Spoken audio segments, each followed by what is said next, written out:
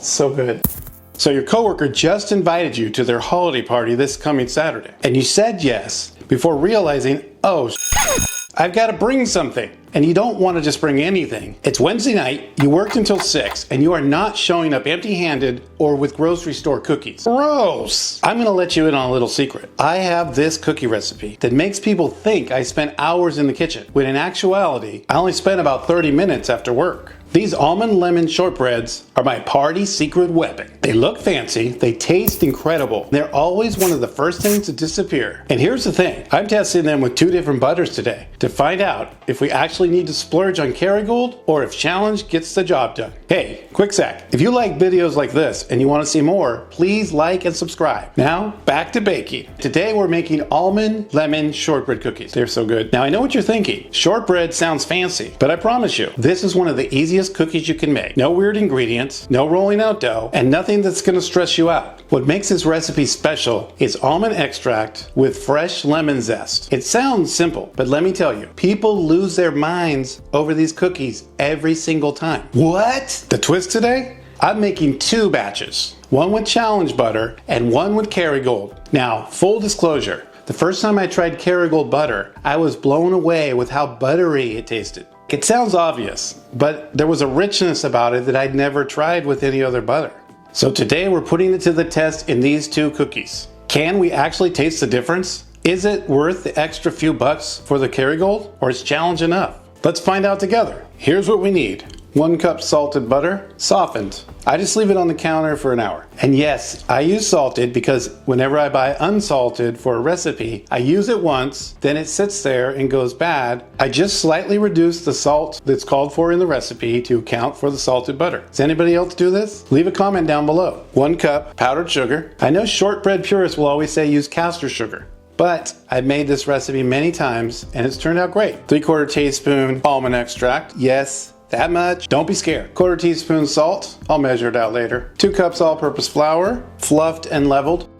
2 teaspoons lemon zest, and 3/4 cups sliced almonds. These go right in the dough. That's it, 7 ingredients. You probably have most of this already. The only things you might need to grab are the almond extract and the lemons. Okay, so I'm creaming the butter and the powdered sugar together in my stand mixer here. Now, you don't need a stand mixer. You can easily do this by hand with a wooden spoon, a hand mixer, or I've even seen some people do it with their hands.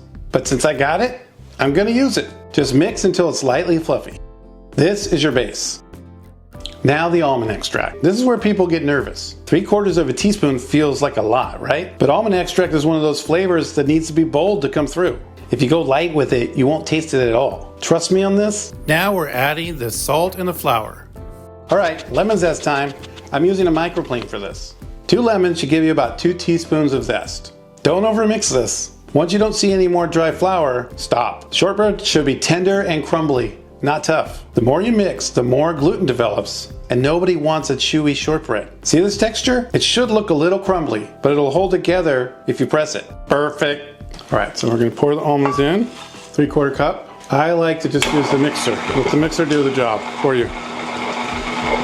That's it. Now here's the beauty of shortbread. You don't need a cookie cutter or a cookie press or anything else fancy. It's so easy. Now I'm just rolling this dough into a log in this wax paper. About 2 inches thick or so, maybe a little bigger. I like a bigger cookie, what can I say? It reminds me of my mom when we were kids. She would make sugar cookie dough, roll it up into logs, put it in the fridge, so that when we came home from school, we could slice off a few slices, bake it off, and have an afternoon snack. Couldn't have it too late, otherwise it would spoil our dinner. So once I got this log the right size that I want, I'm gonna kinda squish it into a rounded square shape. Now we stick it in the fridge and let it firm up for about 30 minutes, or more if you got time, or overnight if you're planning ahead. You could actually leave it in there for a few days if you wanted. This cookie works for you, so go live your life. That's why this recipe is so great. After the dough's chilled and you're ready to bake some cookies off, preheat your oven to 325 degrees Fahrenheit. Slice it about 1/4 inch thick, place it onto a parchment paper lined baking sheet and bake. That's it. No rolling out dough, no frosting, no fuss. The sliced almonds are already in there, giving you that nice texture and flavor.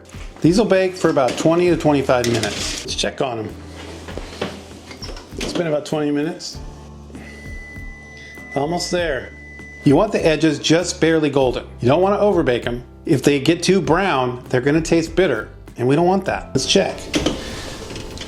Yes. Something like this. Now we transfer them to a cooling rack to let them cool completely. So I've done this recipe twice for both butters. Because the Kerrygold is more golden than the challenge, I'm gonna wear a blindfold and I'm gonna taste each one literally blind. I'm gonna have my son put both of these on their marked plates. He's gonna mix them up. Okay, let's do it. I don't know which is which. I'll start with the left side. Here we go. That is delicious. It's crunchy, it's salty, it's buttery, and then get that almond flavor that comes through. But it's balanced. It's not like overly almondy. Okay, one bite, that's it. Now we're gonna try the other one. That is also good. I'm gonna have to try this one again.